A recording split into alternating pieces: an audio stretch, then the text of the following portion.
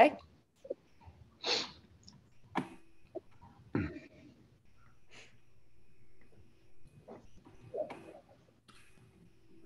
It does not look like anyone has joined. Oh, yeah, here we, just as I said that, somebody has. I was going to say, can you please call Doug? Yeah, I'll text Doug.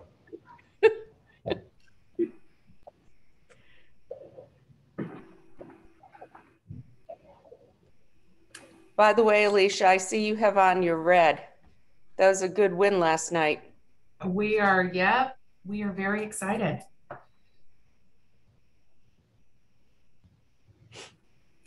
So we have 3 folks from the public who have joined in. Would you like me to open it up to public comment at this point? Yes, please. Okay. Anyone that's joined from the public, now's the time for public comment. To please raise your hand in the Zoom button. I'll ask you to unmute yourself.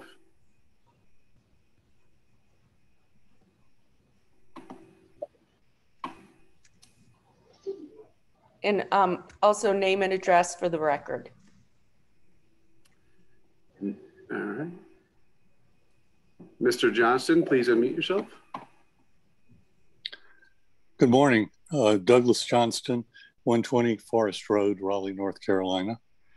I was particularly encouraged at the last meeting by Matt's observation of how the leadership committee is pulling together all the threads of partners and property.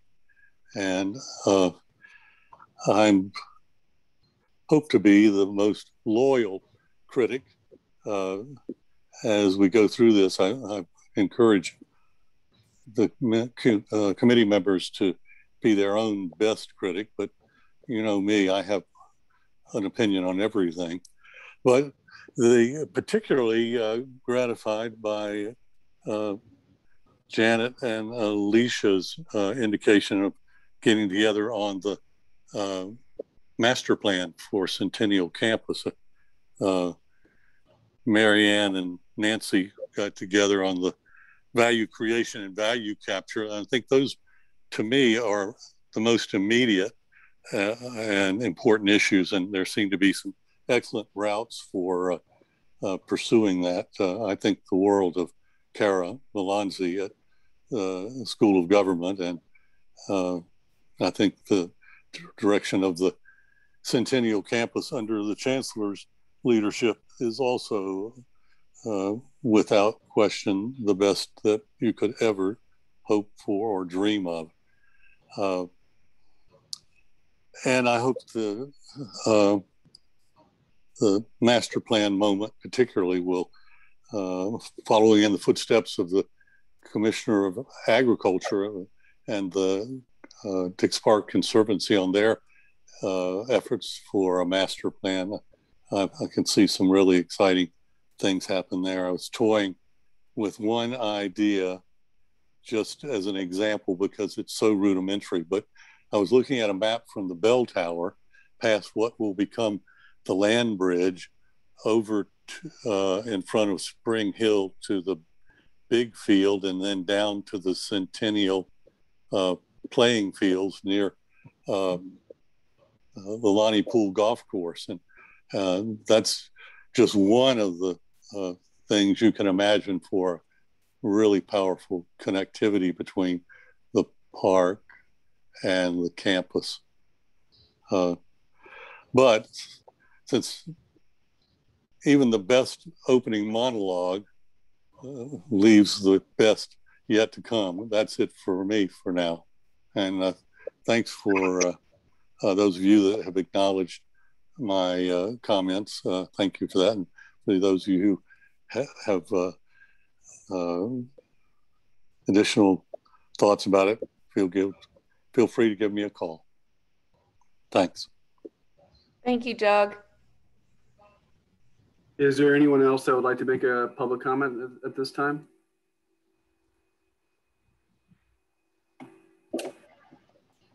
No hands raised, so that was it. Okay, next is the approval of the minutes. Do I have a motion? Can someone I'll raise move to approve, Mayor. Thank you. Thank you, Nancy. Carlton, will you second? Second. Okay. Anyone opposed? Okay, thank you very much. Next, we have the community committee report. Shauna. Good morning, everyone. Really excited to share. We had our first blended virtual / in-person meeting last week with MVVA on site at the chapel. So it was amazing to have the team back with us and to have some live conversation. The leads from MVVA led the committee through an update on the design plans for the Plaza and Play project. And then we broke into small groups and really dived into addressing concerns, questions, and then what other information would be needed for community members. And we actually went beyond our time. The conversation was so rich. And of course, I invite Janet or Kate or Nick or Grayson to add anything else to that, but it's just our brief little update from last week. Or Stephen, sorry, Stephen. Do we have any additional updates? Okay. Thank you, Shauna. Next, we have Plaza and Play presentation.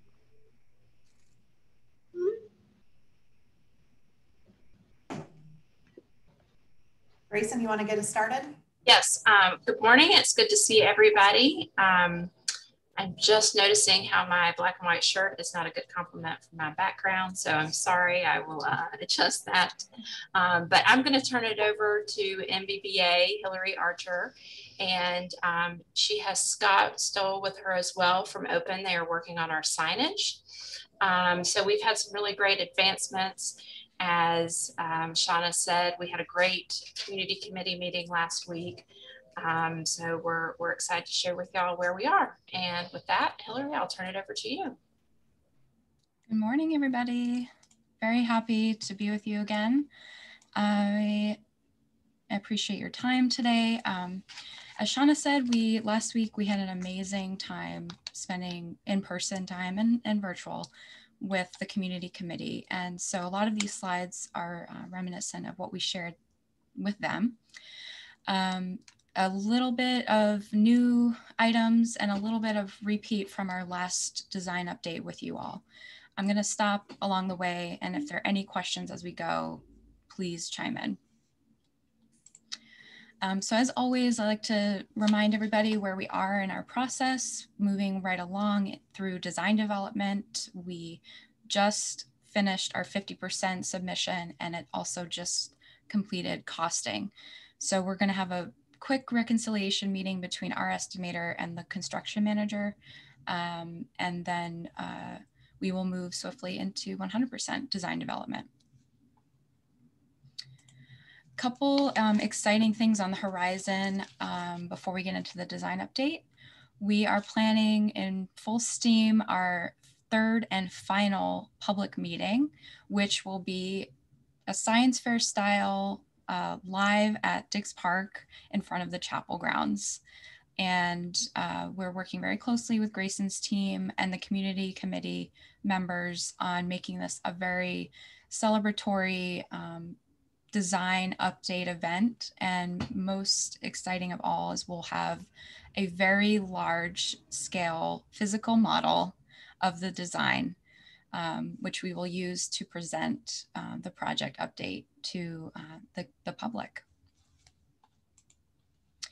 So as I said, it will be science fair style. We'll have a series of stations outside under a tent right in front of the chapel. These will be kind of catered to themes of the design with renderings and diagrams, a lot of which you'll see today, a lot of new renderings that we'll be working on in the next couple weeks. We will have a physical model, as I mentioned, of the design, and also we'll have from our interview presentation a model of the existing conditions.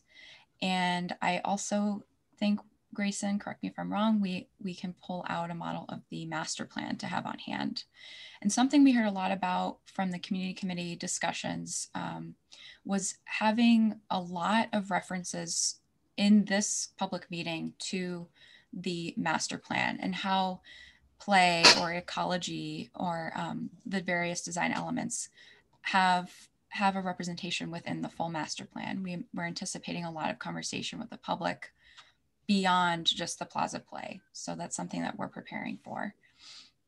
And very, very happy to welcome the help of the community committee members at all of these stations as champions of the design and reminders to the public of why we're building this amazing project now, why here, why it's important to be excited about and to support the process. We also are in the final stages of selecting finalists for the public art for the project. And an RFQ went out a couple months ago, and we received over 100 qualifications submitted. And this is very exciting. I am looking forward to seeing who the finalists are. And I believe a week from today is when we will proceed with the selection. Something else that I don't think we've touched on yet, but is immensely important, is how this project will be cared for the day it's built and being cared for by the maintenance and operations team in the city. And so one of our deliverables that is not as exciting, but is so crucial to the success of this project is a maintenance and operations plan. And we're working very closely with the city maintenance teams on developing this so that the project is easier to maintain and plugged into the existing teams and systems and structures that are in place today. And a thing that we're really excited about is the incorporation of a lot of volunteer groups in terms of caring for the planting, for example, and other elements of the project long term. And this relates to one of the key priorities of the focus group meetings that we had done during our schematic design phase, which is to offer a lot of opportunities and build opportunities for hands-on experiences that will enhance a sense of connection with the project. And so these volunteer programs as part of the maintenance and operations of the project is one way that we are looking forward to doing that. And ensuring spaces will last is of prime importance to my team.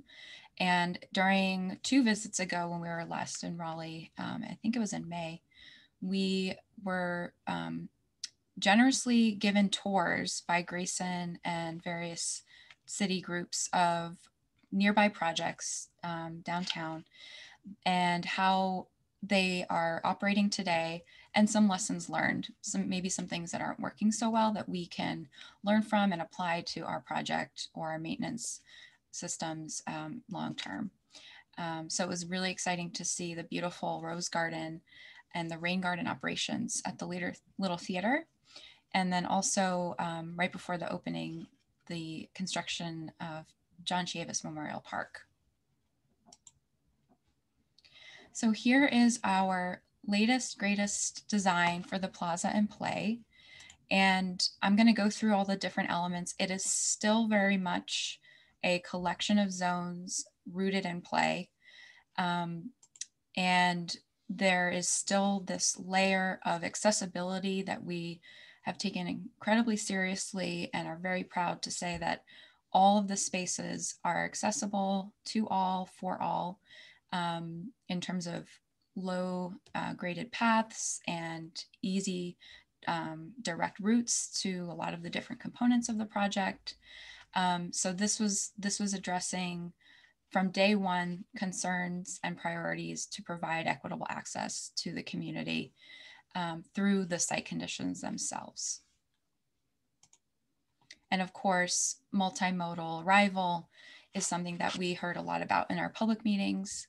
So anticipating for that and creating multiple entry points or exit points around the edges of the project for cars, for public transit arrival, and bike and ped. So I'm going to go quickly through. There's about 9 zones, those pink highlighted areas of the project, in a little bit more detail now. And again, if there's any questions, just stop me.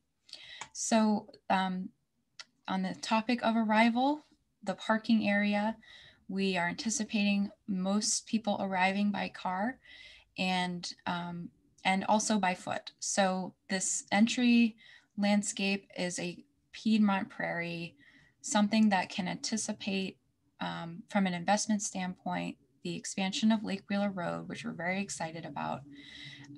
So a little bit lower investment in terms of planting and grading and furnishings, but no less important experientially. So this is an area that is going to be planted with a lot of native grasses and flowers and forbs that will attract a lot of different birds and butterflies and bees.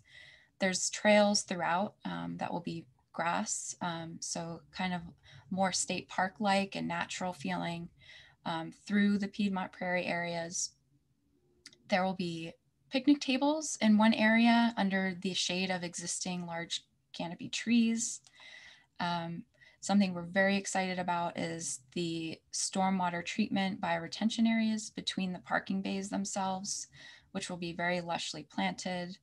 Of course, spaces for parking, there's about 162 to be exact parking spaces here. And then a drop off for taxis or for school groups or tour groups who want to enter the project. And so I think we've all seen this rendering, but this is the scale and the feeling of moving along the Lake Wheeler Road edge of the project and into the project itself. And it's very complementary to the neighborhood just across the street. But we're trying to, in this place, maximize opportunities to bring people around plants and the existing natural features, which are the innumerable large oaks and pecan trees that stud along the existing fence today that we will be maintaining and preserving as we move forward. So one big update that we'd like to touch on is a change to the entry drive entering into the parking area. So in the last time we met with you all, there was a full connection between Biggs and Lake Wheeler Road that teed into the parking area of the Plaza Play. And after a lot of conversations, and I'll show you the spider web of coordination issues where the intersection is at Lake Wheeler Road, we, with the city, came to the conclusion that we're going to delay the full extension to Lake Wheeler Road. So the entry into the parking area would be teeing off of Biggs Drive. So just to touch quickly on the coordination, our neighbors, Healing Transitions, have a new master plan being built, and they also are reconfiguring the alignment of an underground power line from Duke Energy. These conditions are very, very constricting already, but to make things a little bit more complicated is that there is a Duke transmission pole right at the junction moment for where we would be putting our intersection, where it lines up with Del Adams, the existing Del Adams Road. And so in order to build this road, we would have to move the pole, which is very expensive. And we may even have to move it another time when Lake Wheeler Road expands. So because of all of the complications with this and expense, that was what led to the decision to build it in a future time once Lake Wheeler Road has been expanded and coordinate it with that work. And so this is a little diagram explaining how folks by car will enter and park at Plaza Play. And that will primarily be from Good Street. And this was analysis done by our traffic engineers. Many of the trips are going to shift to Good since a lot of the traffic will be coming southward. There are not as many trips, surprisingly, anticipated from the more downtown oriented entry at Umstead Drive. And then just to touch on parking a little bit more in detail, this is something we shared a while back, but is important to touch on just to remind everybody. So within a 5-minute walk, a quarter-mile walk, there are approximately 500 additional spaces that are beholden to DHHS during business hours, but at evening hours and the weekends would be free reign for Plaza Play visitors. And as a comparison, Pollen Park has about 470 total parking spaces for their facilities, just to give you an approximation of a comparable project.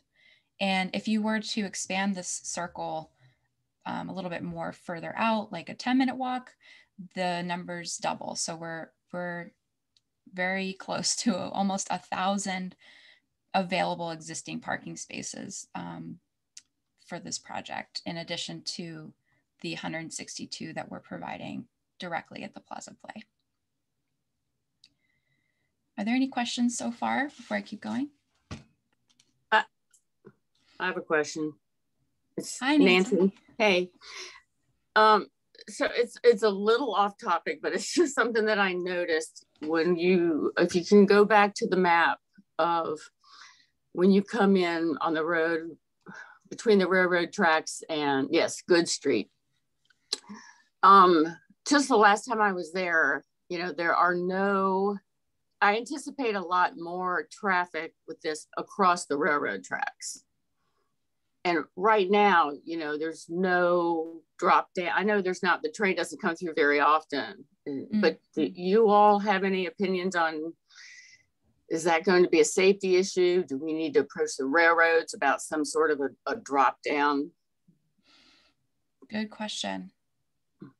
Jump in here. So when we approached the railroad 4 years ago, they told us we didn't have enough traffic to warrant the gates. Yeah. So I think it's probably a good time to readdress that with them, especially with all of our programs and events. But we started that conversation with them a few years ago. Okay. They told us we needed to demonstrate more traffic for them to feel like they needed to add that. So we can go back to them. And Michael probably has some ways we can work with them on that. Okay, thank you. Hillary, this is, go ahead. I'm sorry, this is Corey. I have a quick question. It has to do with the street on Lake Willow Road. Can you go back to the image where you also show Healing Transitions entry? All right, my recommendation is get with transportation again, because those two entryways are so close together. Yeah. It may not be allowed to have that second one that we want to add. So we may have to do some modifications anyway. Because I know DOT, they get a lot of angst when you have a lot of entryways so close together. Street cuts so close together. So true. And I understand. Oh, go ahead. Yeah, we've been working with Healing Transitions. That entry drive is meant to be temporary. And once we build the extension off of Lake Wheeler Road, they will abandon their driveway entrance and connect to our road. And that's part of the lease agreement we have with them. So we've negotiated that ahead of time, because you're right, we can't have two access points on Lake Wheeler Road that close together. So it's going to go across the two lines that are underground? Yes. Okay. Hillary. Hi, Carlton. Hey, good morning to you.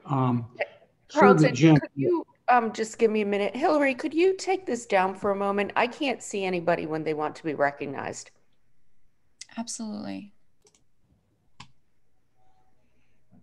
Anybody has a question? I see Janet's got her hand up.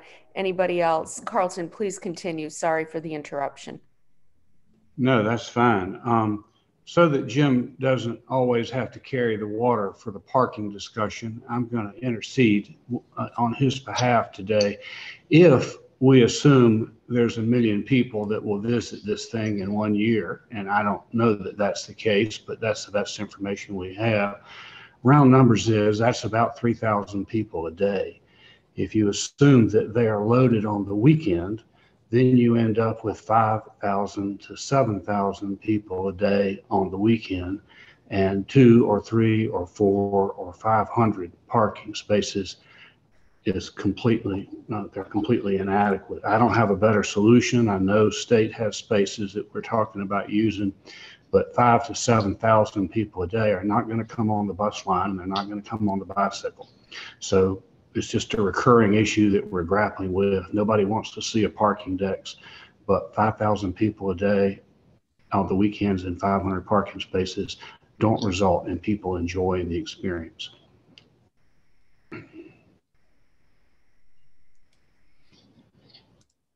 Yes, absolutely. That is so important. One of the parameters that we've been using with the help of our traffic engineers is a estimate of 3 people per vehicle.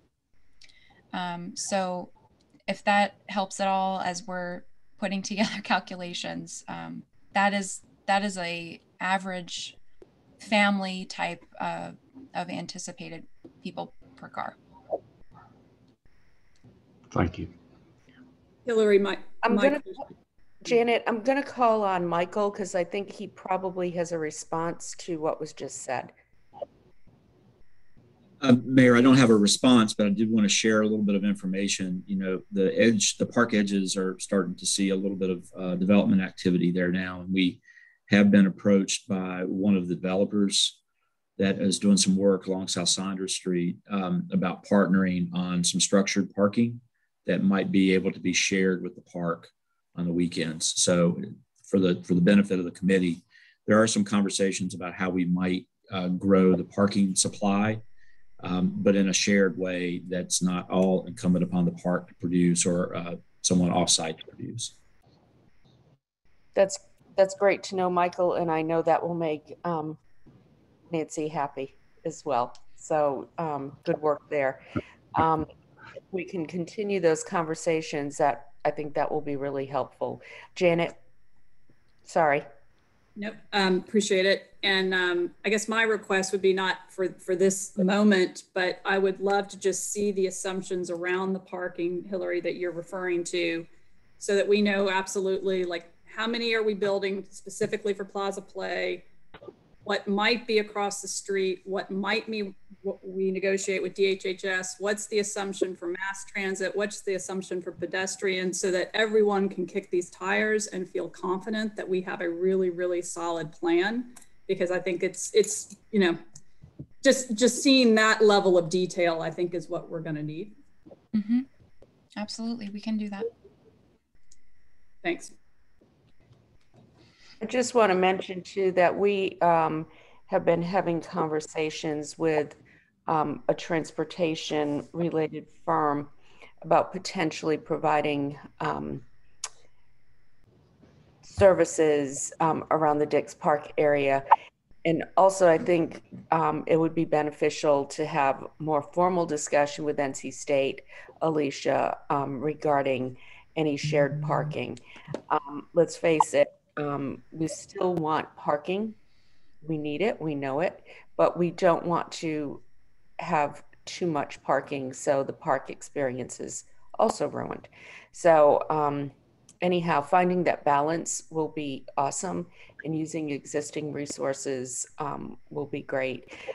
But I would encourage everybody to think big and think about the future in a different way, because there are going to be new options for transportation, and can't divulge any more details at this point, but there's some fun conversations happening. Okay. Any other questions? Shall we continue? Hillary, please continue. Okay, the Woodland Garden. So we've worked a little bit on simplifying the paths here to make them a little bit more direct to the play areas and the plaza at the heart of the park. And then also along the bottom here, you can see heading towards the east where the Grove is, so the Grove connection. So the Woodland Garden itself, you can see is a very lush and garden-centric space where we might go a little crazy with planting, a lot of color, a lot of shade. There's a number of existing large trees that we'll preserve for their character, but also their shade. The paths are going to be asphalt leading into the project, but there's also in the light green areas these little lawn nodes, and these are perfect little moments for people to gather, have picnics, small meetups, and sit in the shade and just have a moment in a garden. Something else that we're really excited about is the evolution of the Grand Stair into something a little bit more unique and a little bit more plant-like, a little less hardscape. So this is an area that will be terracing down, have a lot of trees embedded throughout, and can accommodate a range of sizes of events, whether they're just localized here on the stair itself or spilling into the plaza as a larger event, whether it's a movie night, a small concert, a lecture. So this is a space to linger and to watch people watch, but also for events of all kinds. And then moving into the Fountain Plaza, this is a very civic, large space where a lot can be happening at one time, but could also be very calm in the mornings or the later evenings. And this is really what we're thinking of as a blank canvas for all types of events and gatherings and spontaneous street music, outdoor activities like aerobic classes, again, seating on the stair that can spill out for concerts, but also some unique elements around the edges are plaza groves, we're calling them, where there's a dense planting of beautiful trees, where we'll have movable chairs and tables for people to sit, have lunch. And then also there's the waterfall wall, where there's interactive play features and sprays and mist and fog, and can be a very activated, iconic space at the backdrop of the plaza area. And we're working on a paving design using regionally sourced stone that would be very, very beautiful, that the trees will sort of pop out of. And so we're very excited about the materiality of this space being very unique for Raleigh. And leading into and out of the plaza at a few moments is the Promenade. And this is really a place for movement, going from A to B, and enjoying the sights of the plaza play, and also just getting to where you need to be. And some of these are areas that we are thinking about incorporating the public art for the project. So we had talked last time we met with you about the stormwater wetland. So that's still being developed, and something that we're so enthusiastic about because of what it will do for the city in terms of an example and sort of landmark project for how public spaces can incorporate stormwater treatment in a way that's experientially rich and beautiful, but also as a landscape that's doing work. And so this stormwater wetland is capturing all of the stormwater that falls on the Plaza Play site limits and treating it before it diffuses into the groundwater and the stormwater system. And from a technical perspective, this is a diagram of how it's really working. The water will first collect into a forebay, and then it will, through a series of weirs, which are like a low stone wall that are retaining the water in each of the pools, it will basically cascade down a series of smaller pools before it terminates into an outlet and flows down into the existing stormwater system. There will be a consistent level of water that we're still coordinating the depths of, but it will be a very beautiful, lush, stream-like landscape that will invite people to sit nearby, walk along, perhaps even play within, and attract a lot of butterflies for sure. And this is just a quick view. This is the existing view looking towards the dog park area in between the Benner House and the House of Many Porches. And then that transformation of bringing in that Grove View lawn and also the extension of the stormwater wetland. And so even though this is doing a lot of the work, we are working very closely with the City Stormwater Group on this being a very comprehensive system of what's called GSI, Green Stormwater Infrastructure Strategies. So I talked about what's highlighted in green, the stormwater wetland, but we also have areas that are going to be permeable pavement, like a gravel material in the picnic grove and the parking area and around the chiller plant. And then we'll also have small rain gardens and bioretention areas throughout the project. So as a whole, this is really becoming an exemplary place for how stormwater can be expressed in the landscape and not put underground. And we look forward to celebrating that and communicating that to the public through interpretive signage. So the Grove View lawn, as a result of the stormwater wetland design, is now less linear and more of a wrapping form around the House of Many Porches and garden. But the concept remains, this is an area for lounging, for all scales of events, passive types of play, playing kites, sitting on benches, and perhaps even outdoor activities like yoga classes, aerobics classes. The options are limitless. So there's a view of that.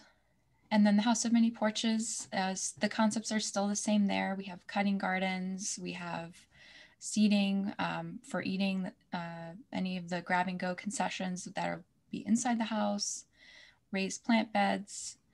And we had talked about this last time where we'll have the concessions in the rear of the house, a multi-use flexible space in the, it's the west side of the house. And then on the right side of the house, we'll have the welcome center and storage areas. So wrapping this up, we have the picnic grove, which we've been developing ideas to incorporate food trucks nearby. But a lot of the concepts here are the same, where we'll have grilling areas and custom furniture and shade.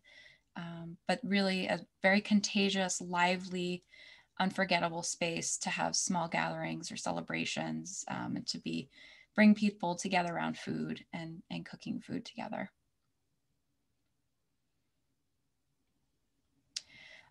And I think last but not least is the North Carolina playground. And we're so excited about this. Every time we work on it, it continues to grow a little bit more bigger. But we have been working with Richter on never before designed or built unique towers, not shown here yet, but we'll have a new rendering of that for the public meeting. All sorts of slides. We have a sensory maze where they'll be studded throughout, the hedge maze, different types of play equipment that create sound. And this is really fun for people of all ages. We have the Watermill Mountain that is really just a cascading, playful landscape with stone and play elements with all to do with water, and then terminating in a sand bowl where water and sand will mix, and people of all ages, kids of all ages, this will just be a very lively, laughter-filled zone year-round, we hope. And we're also working with Richter on a very unique mill house that will be at the top of the water play mountain, that will be accessible to all abilities and just be a very fun, interactive way to interact with water. And there's a sample. And even though it's not directly part of the playground, we are developing the swing terrace even further, which will have basket swings and twin swings for people of all ages to enjoy. We imagine this to be a really romantic area for nighttime where we'll have uplights of the existing trees. But also this loop road can accommodate food trucks and market tents for fairs and things like that. And this is something we're going to continue to develop further. So I'm going to invite Scott from Open, our signage and wayfinding designer, to just take us through how we're honoring history through a few different types of site signage. Thanks, Hillary. Good morning, everybody. Thanks for having us join this meeting. We're showing you first this image, which is a precedent we wanted to share with you from one of Open's previous collaborations with MVVA at Brooklyn Bridge Park. And part of what we always want to do with signage, besides the typical sort of wayfinding and functional aspects, is figure out what kind of information can be delivered to a person in a specific place and how. This particular message is kind of fun, just thinking about like archaeologically what you might find in the ground underneath your feet in that part of Brooklyn Bridge Park. Of course, a lot of the history that has happened over the centuries on the site of Dix Park is a little more challenging than this. And we want to really honor that and respect that as part of the experience. So we've come up with a few different ways to incorporate the concept of history into the content of the signage. Hillary, could you go to the next slide? Of course, we're developing a whole system of signage that you've probably seen in other documents. Part of how we talk about the notion of history is through materials, a contrast between kind of, for lack of a better word, bright and shiny, brand new material, and then other things that show history like wood and steel through oxidation and so on. That's of course not a direct addressing of history, but it gives a feeling of time. There are many different sign types, of course, in the plan, but Hillary, if you go to the next one, I'm going to focus on just 3 and how the notion of history is delivered to the public through signs. So on the next slide, you'll see 2 very simple ideas, which is basically we want to do something that is authentic to the place, not just to the park in general, but to the literal spot where you are standing whenever that's possible.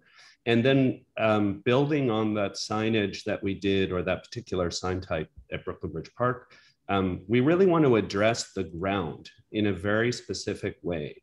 And that means, number one, keeping signs low in general so they don't block views of the environment and the park, because it's so nice to look at, of course.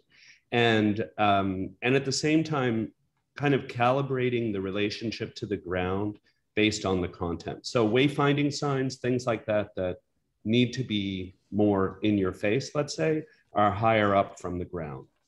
You see them quicker. You need to know where the bathroom is, for instance. But then as we get into content that is more contemplative and complicated, it gets a little lower. So on the next page, you'll see, Hillary, if you could go one more, there we go. So when one enters the park, you would encounter these entry signs that basically orient you to here's where you are, here's what you can find, here's the events that are coming up. And then also every sign will include a quotation from a historical figure. Probably Dorothea Dix will show up, someone from the Hunter family maybe. This content is still in development, but the idea that history is as important to this park as the fun things you can do while you visit is established upon entrance. And then there's a whole system of signs, which you can keep going, Hillary, that basically will deliver you information both about history and things like ecology or plantings that is relevant to the thing you're looking at or the place that you are standing or sitting at that moment.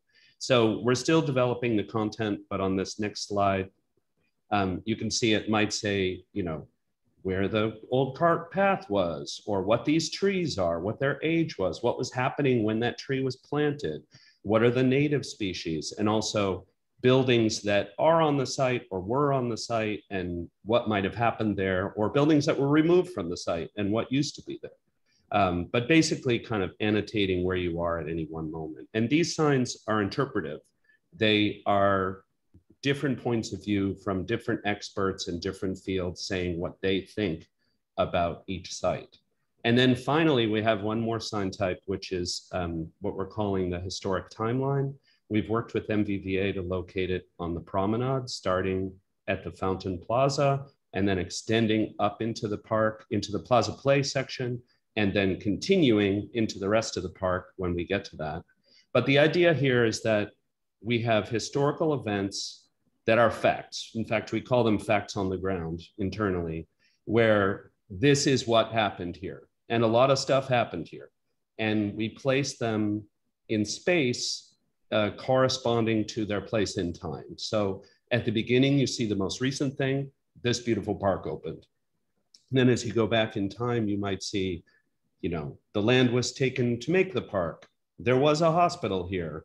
Some events happened in that hospital. There were other things before that. And all the way back, as you walk into the park, you walk back in time and unlock kind of layers of the history of what happened on this ground and the people that were there before us in this ground, and kind of honoring that history and not flinching from, you know, revealing some of the things that happened here in the past that are kind of difficult to talk about. But we have to respect everything that happened here for all the communities that have a stake in the park. So those are the three types of kind of content for history that we're working with in the signage. Amazing. Thank you, Scott. And that concludes our presentation. So if there are any questions, we have about 10 minutes. Hillary or Mayor? Okay, if we could take that down. Thank you. Carlton? The timeline is hard for me to see, you know, how much visual impact or emotional impact these types of things would have. A concern would be, we have a lot of land and a lot of features in the park, and there's also a lot of history. A caution would be about this turning preachy.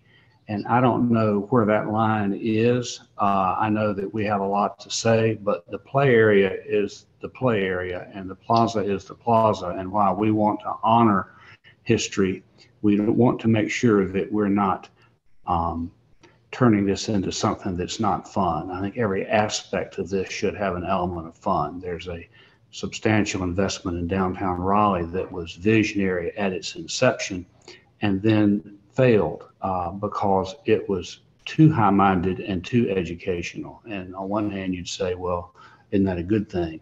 No, it's not a good thing if people feel like they're being preached to. So I don't have a criticism of what you're commenting on there. I would just be cautious that it is peripheral and isn't a historical directive. Thank you. Nancy? To follow up on Carlton's, it only makes me think we do have 306 acres and we don't have to fit everything into this. I mean, I like the idea of the timeline, the different things that happen, but I see them more like spread out through the park, like the talk about the hospital when we're working on where the hospital is. We're talking about, you know, the Civil War activity when we're at the place where the soldiers camped. The other question I have is, when you were doing the presentation, you made a comment, and I can't remember where it was. It was on one of the walkways, and you said, this is where the public art will go. My impression on the percent for art money is that the art was going to be more of an integral part of the all of what was built. I mean, you know, maybe the outside of the circular thing with all the bathrooms is a mural or a, you know, mosaic or something, as opposed to a piece of art that is put someplace. I'm sorry if I misspoke.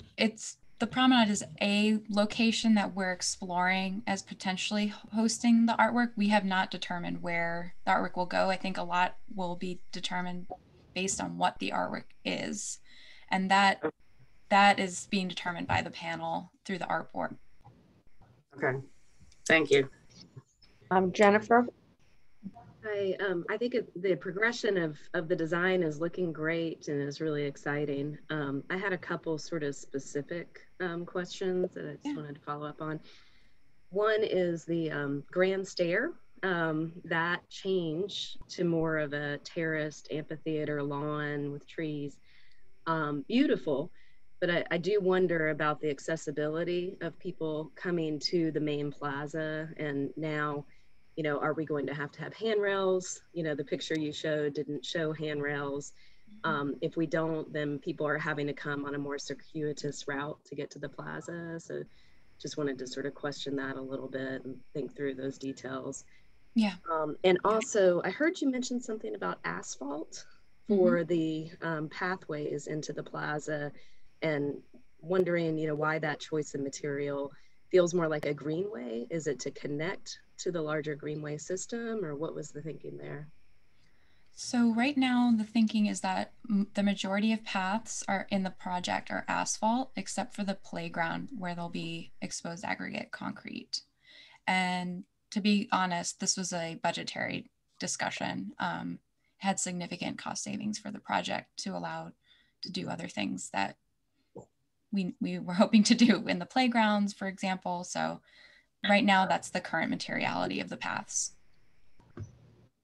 And we saw in Biltmore that asphalt paths can be incredibly beautiful and easy to maintain, and they do gray over time. But we've had discussions about concerns related to heat because of the darker material. Although that's the material that we're pricing right now and proceeding with right now, it's not final.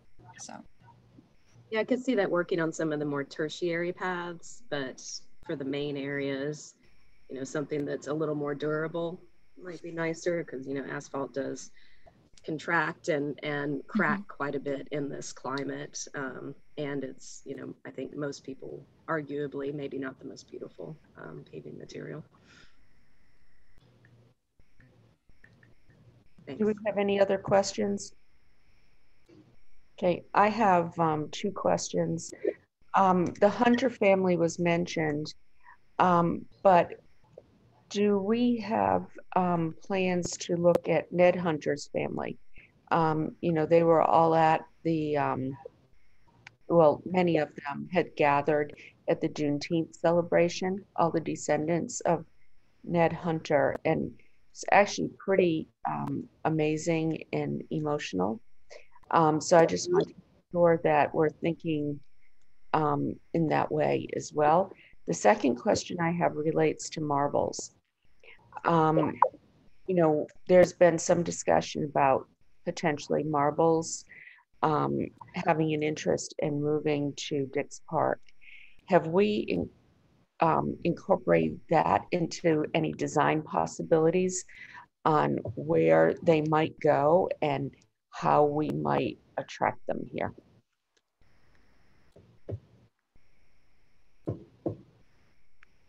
Do you want to speak to that? Because I think this is relatively fresh for us.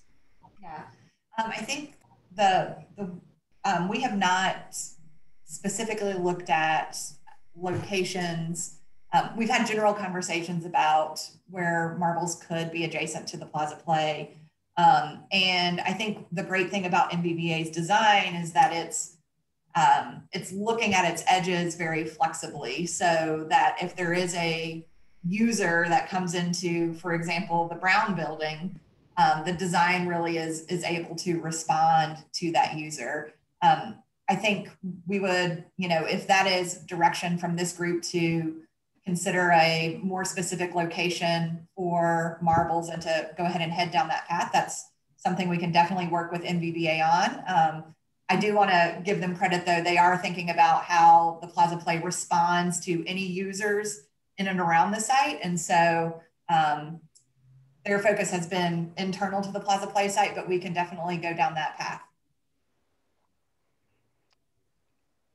For me, I think it would be worthwhile to explore that option.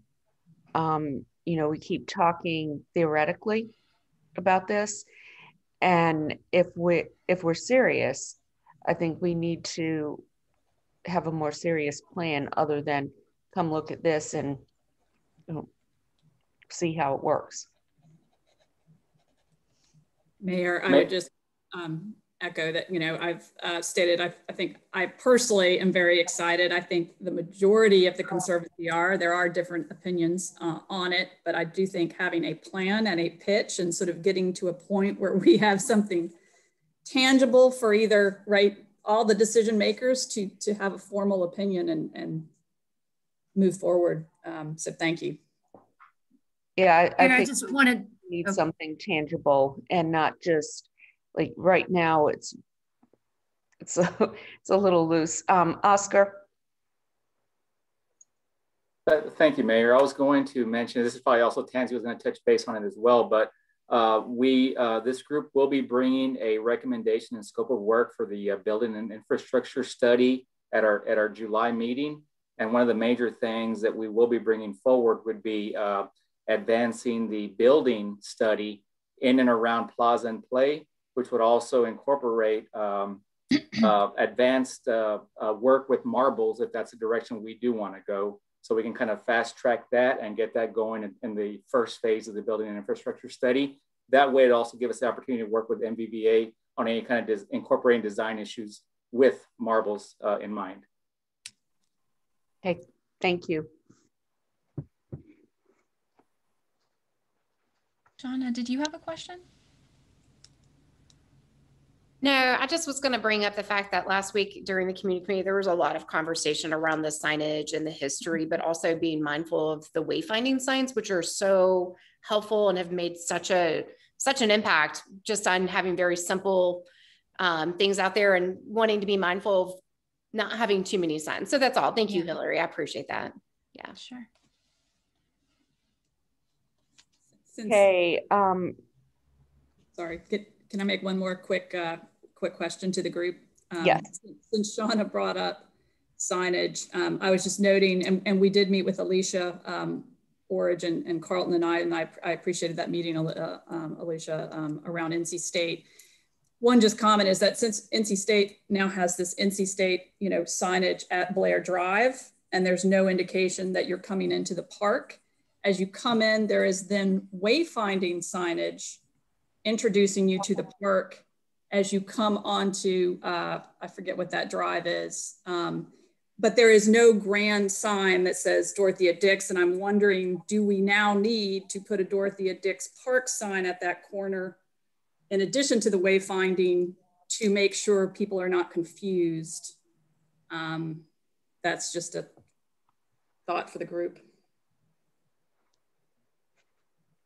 I mean, we're still figuring out which locations need those entrance signs. So that's definitely on the table. And Janet, we are working, Joey and I are working about external road directional signage, similar to other parks, heading in from 40, heading down from downtown. So we're working on that piece and we can bring that back to this committee. Okay, thank you. Okay, next we have the Lake Wheeler Road update. Michael, is that you? Yes, ma'am, it is. So, good morning, everyone. Kate, are you driving the presentation? I have a very, very, very brief presentation this morning just to share an update where we are with Lake Wheeler Road. Just kind of quickly, on May 4th, Kate, you can probably just jump on to the next one here. On May 4th, City Council passed a budget amendment reallocating some monies from one of our 2017 bond projects for the design of Lake Wheeler Road. It's $1,500,000. That's a little bit more than our estimate, but it will give us a little bit of opportunity to do some coordination with one of the development projects that's underway at the intersection with South Saunders Street as well. We're going to look at the project limits extending from South Saunders all the way to Centennial Parkway. And one of the pieces that, in addition to the work that we're doing to coordinate driveway entries and things like that, that we've talked about previously, the sort of overarching study that's going on right now is the Dix Edge study. So under that study, they are actually looking at what the cross section for Lake Wheeler Road would look like. They put it under the category of a custom streetscape design. So that is in process and underway, and we're doing a lot of coordination work with them right now. There was a public survey that was open until June 20th. There'll be a public meeting later in August to look at those survey results and to get some more feedback on the details on the various options that they've got there. This next bullet about a potential adoption of a typical streetscape in September, we'll come back to. But the idea is this study will be complete come February 22nd, and it'll in 2022, and we'll present that to council. And there's some follow-up to amend the comprehensive plan with the results of that study. That'll come all over a little bit in April. But Kate, if you can go to the next slide. The key point in this is this early adoption of a typical streetscape in September. We've already started working with our colleagues over in engineering services to do an RFQ. That's basically a request for qualifications for a design consultant. We're not sure of the path about how we would have the streetscape officially adopted with council just yet. We're working on that avenue. But the idea is that we want to get this done so we can align with the solicitation that can go out in October of this year. That streetscape would give us more detail on different intersection treatments. We'd have an opportunity to make sure that we've got what we know about some of the private development details included and get a more comprehensive scope. What this does not allow us to do potentially, though, is to have that consultant on board when we get ready to do that, that work with the developer at South Saunders for the Park City South project. So we'll likely have to internalize that and use our staff to do that work kind of up front. It'll be somewhere between an 18 to 24 month design process.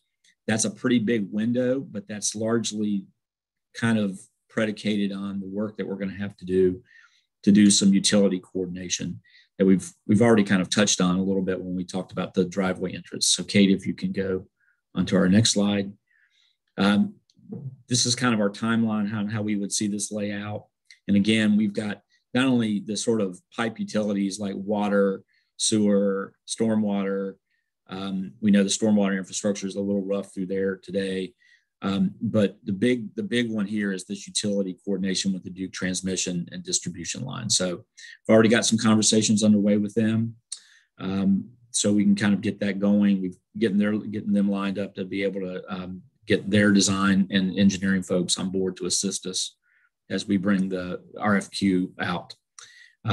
Idea we would be able to bid this somewhere in that sort of June to December timeframe of 22, and then we'd be ready to start construction summer to fall of 23. So that's kind of the brief update. I just wanted to give you kind of a timeline on where we were to let you know that work was already underway on the RFQ. And as soon as the dollars are available come July 1, we'll be ready to try to get this out the door and get it underway. And it'll give us a great opportunity to coordinate all the other projects like Plaza and Play and driveway entries.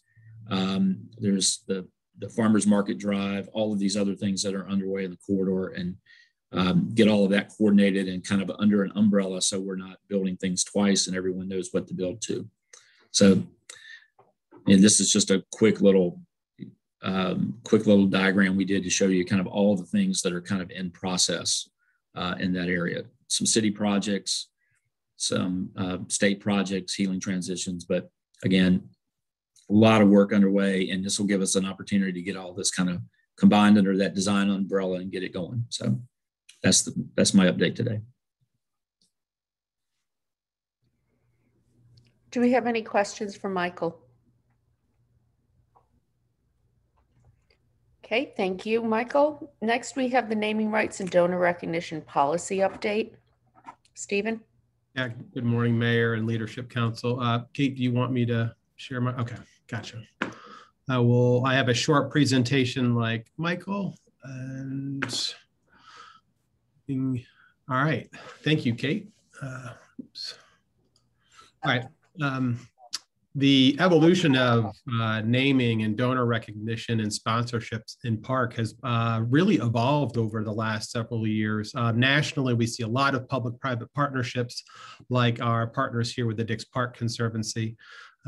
We have significant events now going on at Dix Park, but naming in general for the park system has really focused on a lot of honorary naming. And, you know, I have examples up there of our recent renaming of Lane Street to Coach Moten, and you know, long-term naming of places like Kiwanis Park. So the next 10 slides all cover how we've updated our naming resolution. A little bit of background: our current naming resolution was adopted in 2005, so it's been some time since we revisited this. As I shared earlier, naming, donor recognition, and sponsorships is a way for the city to offset costs, so to help support programs, events, and capital development of projects. So this update of the resolution really seeks to clarify and support opportunities that are coming forward. This update also includes and incorporate aspects of our memorandum of agreement with the Conservancy.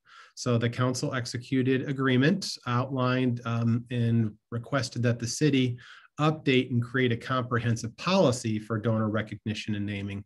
And that's what we were intending to do with the updated resolution and guidelines, which I'll share a little bit later. So just to be clear, this resolution, for the most part, really focuses on parks. We're not talking about the convention center or any of the theaters. It was park-centric update. Next slide. As I said, our current naming resolution, 2005. Currently, the Parks Board is responsible for honorary naming of city parks and city park facilities. Honorary naming for other facilities completely resides with the council. Naming for monetary and in-kind gifts currently resides with the city manager and city attorney. They both bring a recommendation to the city council for their review and recommendation and approval. Next slide. What we did is that we met with our attorney's office, our Department of Transportation, because our transit staff is involved in some naming and advertising. We've met with our convention center staff, our finance department. We talked to several organizations from across the country to look at what best practices are out there. We updated our resolution and created a set of Parks and Recreation Department procedures. And we reviewed them with the Conservancy staff, shared them with their staff, and last week we reviewed it with the Park Board, which they were supportive of. Next slide. What we have is we used the existing naming resolution and we updated it to reflect the needs of today. We currently still have two pathways for honorary naming, one path. The next is for monetary and in-kind gifts. What we did, which is really important for the Parks Department, is we created some departmental procedures. And basically, they're guidelines and best practices for the Parks Department to follow when opportunities for naming and donor recognition and sponsorships come forward. Before, we didn't have a set of procedures like this. So combined, our updated resolution and procedures essentially create a new policy. Thanks, Kate. Next slide. Here's the updates. So what we did is that currently, as I mentioned before, the Parks Board was responsible for honorary naming of all parks and all park facilities. We are now recommending that this group, the Leadership Committee, is responsible for honorary naming of those facilities and assets within Dix Park. So if a naming request comes forward, it will be this group, the Leadership Committee, that will review it and make a recommendation to council.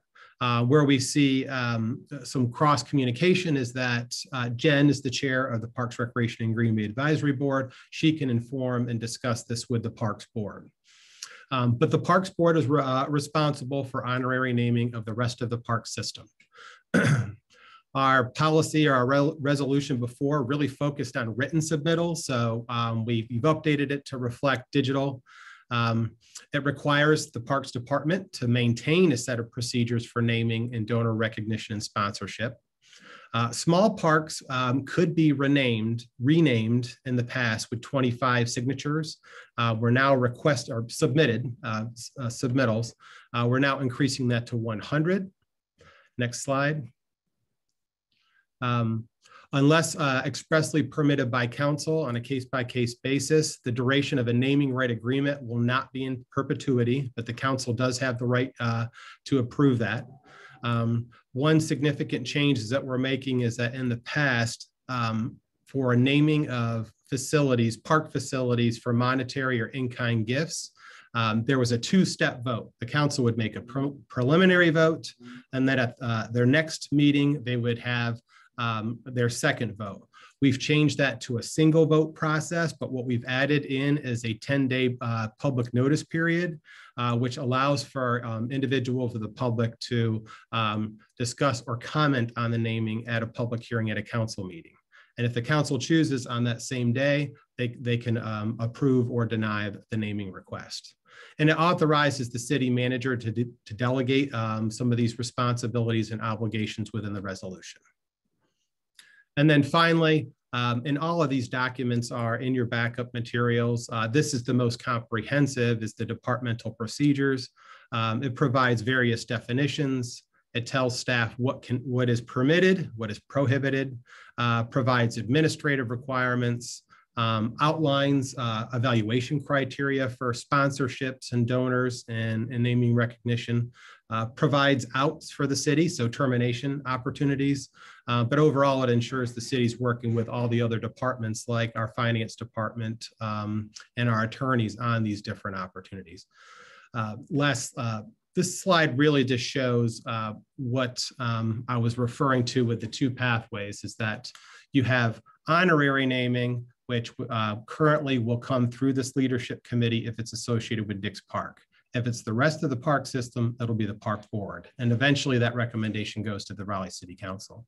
If it is for monetary or in-kind gifts, staff will use these departmental procedures to work with the possible donor, make a recommendation to the city manager, and the city manager or their designee will bring that recommendation to the city council for their consideration. And then finally, what we're looking for today is support from the leadership committee to bring the updated resolution to the Raleigh City Council at their July 6th meeting. And that is my presentation. Okay, thank you, Stephen. Carlton, you have a question? I have two questions. One, Stephen, expand on the idea that naming rights will not be perpetual unless approved by the council. Is there any default or assumptions like that you should know about? Also, in your last slide, will the leadership committee or the Conservancy have input at any point on monetary gifts? Sure. So yep, I'll take it two parts. The first is in discussing perpetual naming rights with a lot of our peers across the country, they've moved away from that, predominantly because the asset requires upkeep and maintenance, and in most cases the gift doesn't follow the value of the replacement of it. There's all sorts of discussions about what is perpetuity. So what we found is that different time frames, whether it be 30 years or 50 years or the life of the asset, is normally recommended. It doesn't say that the council cannot. It just says we'll start from a position as a city representative to say we're not going to promote or push for perpetual naming rights. We'll leave that to the Raleigh City Council to discuss. Is that helpful? But for this proposal and what you're asking for today, there's no recommendation yet about 5 years, 20 years, 30 years, 40 years. That's just to be determined. Yeah, it's a case-by-case basis. So each different naming, and that is for naming, Carlton. It's what we worked through with Amy and Janet is the difference between naming, actually putting your name on a building and saying, this is Carlton's playground, versus This is the Dix Park Playground with support from Carlton. That's donor recognition. That is a different set of agreements and set of requirements. So today we're not drawing any line on timeframes. That would be individual agreements with those individual gifts. Fine. Part two. Do you want to repeat what part, just so I'm clear? I think that is in your last slide. Oh, the leadership committee. So, so the leadership committee obviously has representation from both the city and the Conservancy. So as we move forward, what we've structured is that city staff will meet with a routine basis with your hired staff, we'll say Janet and Amy. And when the Conservancy brings forward naming requests associated with a monetary amount, we'll work with, through Tansy and Oscar in the manager's office on that approval pathway to the Raleigh City Council. So I'm quite confident you don't, because these are public meetings, you don't want to discuss during the leadership committee different either significant gifts or donors. We'll do that at a staff level, and we'll do that through your board representation and our city administration. That sounds fine. All that sounds like that you're trying to be as respectful as you can to the fact that naming rights are the backbone of the philanthropy that we're looking for. It is, and we want to be respectful of those donors that at the point in time they want their name to be shared. We'll work through that time frame that's appropriate with them. Thank you, Stephen. Yes. Any other questions? Any other questions? Okay. Thank you, Stephen. Thank you. Next, we have around the table discussion. Is there anything anyone would like to Mayor, real quick, Stephen, were you looking for a formal endorsement or vote from this group or not? I think that would be helpful so that when it does come to the city council, we can say confidently it was supported by the leadership committee. The park board did make a motion of support. So if it's the will of this committee, that would be beneficial. Thank you. Okay, would anyone like to make a motion of support? I will, Mary Ann. And Carlton, will you second? Yes. Okay, all in favor? Oh, no, anyone opposed? Okay, thank you. Stephen, you have that. Thank you, Mayor. Okay. All right, around the table discussion. Does anybody else have anything they would like to bring up? New, old, items for consideration?